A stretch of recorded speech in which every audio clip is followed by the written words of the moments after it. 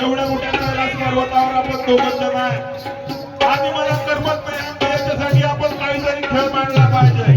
त्यावेळेस शंकर पार्वती तो चौथा भाषेचा खेळ मांडला तो कसा मांडला.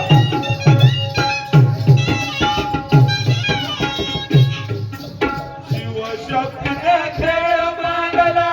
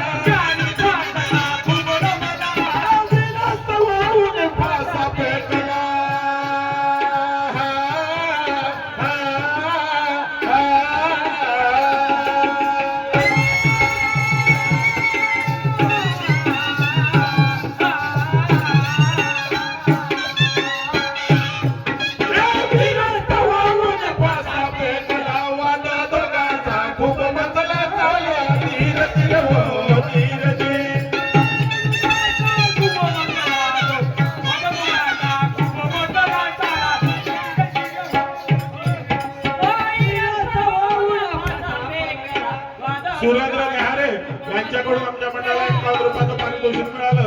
तसेच चेतनजी गोडाळे यांच्याकडून सुद्धा आमच्या मंडळाला 101 रुपयाचं पारितोषिक मिळालं. पुढे काय झालं मंगेश?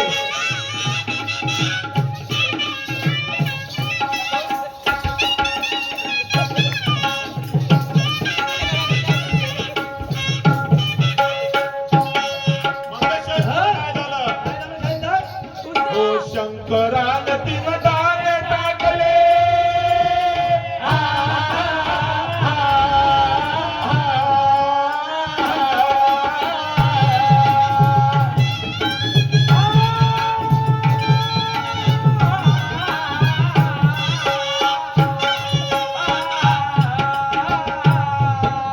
शंकरान तीन दारे टाकले दृष्टी पाहिली सर्वांना दृष्टी पाहिली सर्वांना दृष्टी पाहिली सर्वांना दृष्टी पाहिली सर्वांना.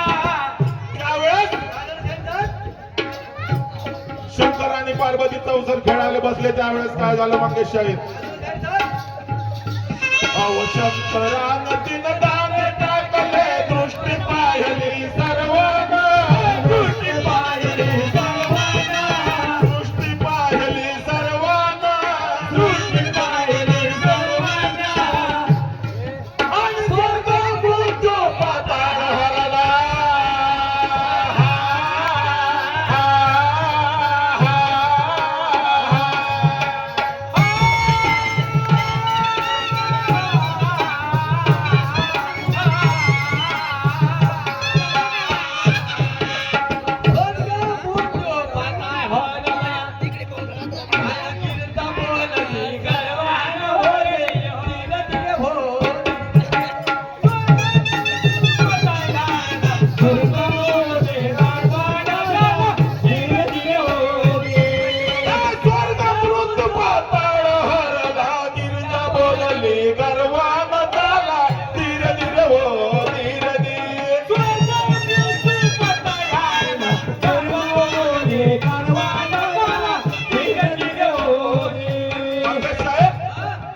याचा आवाज वाढव रे वर, याचा आवाज खोलू दे. हॅलो हॅलो हॅलो वाढव याला थोडसा. हॅलो हॅलो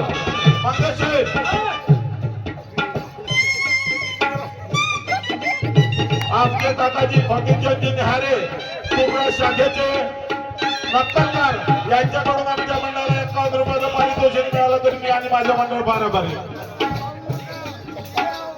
तसेच आमचे लहान बंधू प्रीतमजी गोडाळे यांच्याकडून सुद्धा आमच्या मंडळाला 51 रुपयाचं पारितोषिक मिळालं. तरी मी आणि माझं मंडळ बरोबर